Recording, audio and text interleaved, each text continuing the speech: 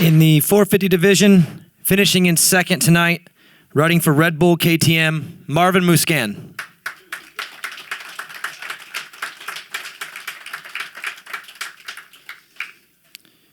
And the winner of the Las Vegas Supercross, riding for Monster Energy Kawasaki, Eli Tomac.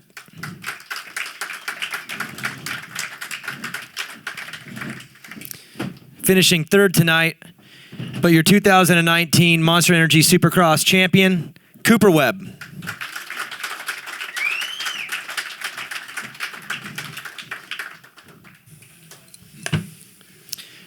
Congrats, guys. I know over the next days, weeks, months, you'll have a chance to kind of reflect on the season, but just in this moment, Marvin, what can you tell me about your season, a positive, a negative, and maybe something that you can do to improve your chances in 2020?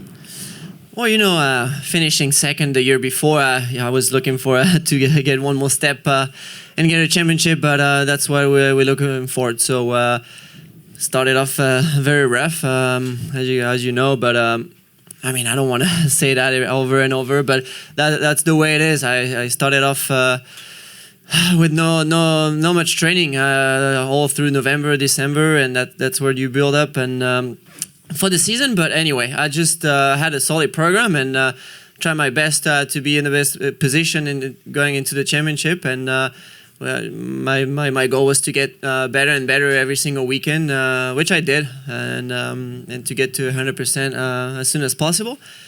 That's what I did. I was doing pretty good, but fortunately I was getting pretty close to win some main events, but I couldn't make it happen. So a little bit of bummer, some of the races, but we finally got 2 wins and. Fight for the championship, but I wish I would have fight until the end.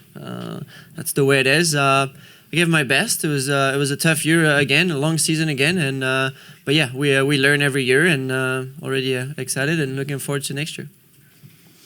Eli, you showed tonight and many times this season that you have incredible speed, but a couple races here or there that cost you the points that you needed to fight for the title. What can you do to make the improvements needed to take that next step and be a champion in 2020?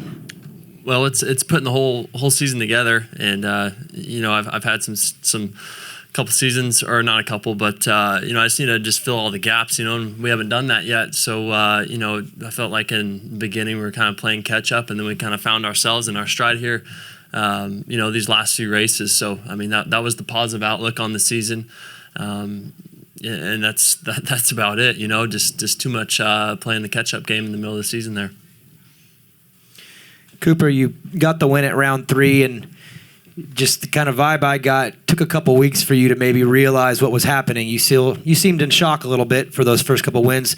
When was it for you when you kind of realized that, yes, this is happening, this is something that I'm now doing every week, and yes, I really can win this championship? What was there a moment, a time in the season, a certain victory where you kind of had that realization? Obviously after the first 2, it was a huge confidence booster and kind of just led the charge really and gave me a lot of confidence. I wouldn't say there was a moment, but obviously towards the end when things were going well and we're coming towards the end, that's when you kind of realize that, man, it could actually happen. So it's incredible to make it happen, and what a journey, and just it's crazy really. I'm in shock. All right, Cooper, so you're sitting on the line, you're watching the 250 class, and unfortunately we see what happens to Adam. In the heat race, you and Eli were going at it. You were really aggressive, like you wanted to win that race. It was very clear. So you're sitting on the line, you see what happens to AC. Do you think maybe I don't need to be so aggressive in this main event? Just let's settle in and not worry about where I finish? No. He cracked. I didn't.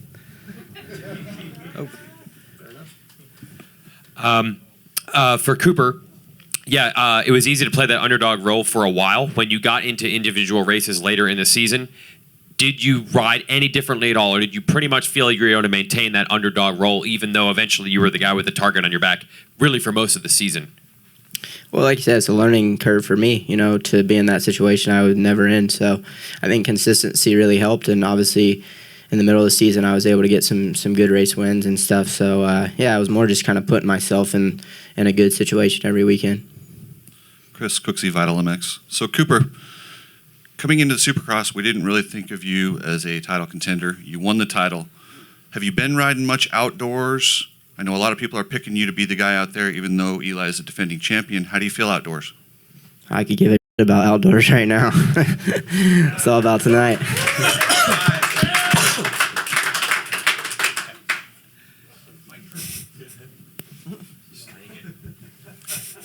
Eli, talk about that heat race a little bit. That was odd to see the bobble and then charge back like you did. Yeah, I was just hanging it out, really, just giving her the beans and doing what I could to get to the front. The one in the rhythm section was really close, and saved it. But yeah, that was just hanging it out.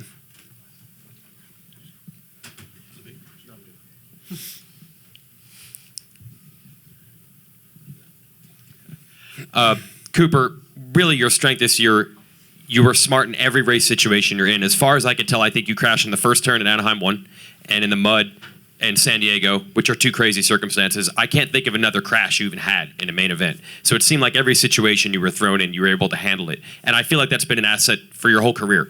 Maybe it's not some crazy Instagram video we see on Tuesday where you have some gnarly scrub, but in the races you seem to do the right thing. Where do you think you developed that skill? Is that something you've always felt? Is that something that's come more recently? Because it seems like racecraft is a real strength for you.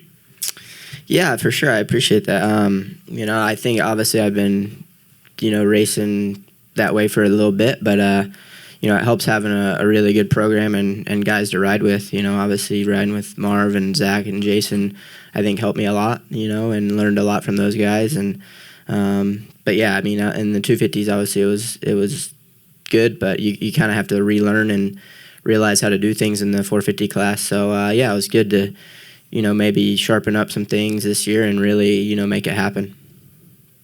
And for Marvin, we did see some mistakes when you were trying to get those wins, as you said, and they would get away from you. Is that simply a product of the pace you guys are running and how hard you're pushing? Or do you look back and say, oh, if I had done this differently, that wouldn't have happened? Or are these the things that are just going to happen sometimes when you're racing hard? No, because I don't feel like I was over the limit when I did those crashes, especially the last two in the whoops and I don't remember where it was, and then last weekend off the start, it was kind of like race incident. But yeah, it's a bummer to see that. And like I said earlier, we try to learn every year and make progress and come back stronger.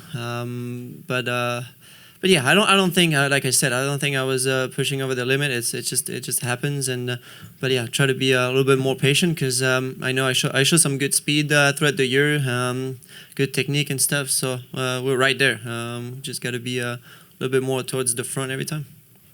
And Cooper, you changed so much this year, obviously, but there's got to be a few key people, I'm sure, that are still with you, probably your family and things like that, that have been with you the whole time. We keep talking about change, but what stayed the same for you? Really not a lot, obviously the family, but it was a big change, where I lived, trainer, bike, team, mechanic. Everything about my program changed, so obviously it 1000% paid off. So it was good to, after having terrible 2 years, to just kind of start over almost and just be surrounded by, great people really in all aspects of the training partners to the team and just the everyday vibe that you're around it makes you a better person and definitely a better rider. So I know this is for Marvin. We know Cooper re-signed, or he had a 2-year deal for next year. Have you signed for next year yet? No, not yet, but working on it, and I know I have a lot of support from Red Bull and KTM, and it's been 10 years I've been racing for KTM this year, so very special, and yeah, I've been really happy and happy in racing this year, and all that. So yeah, looking forward to the future, but you get a championship. Is the goal to stay there? Yeah. Like I said, it's been 10 years and don't really see myself anywhere else. But and I had, like I said, I have great support from the factory and everybody here in the U.S. and in Austria. All right, guys. Thank you very much. Congratulations. Thanks.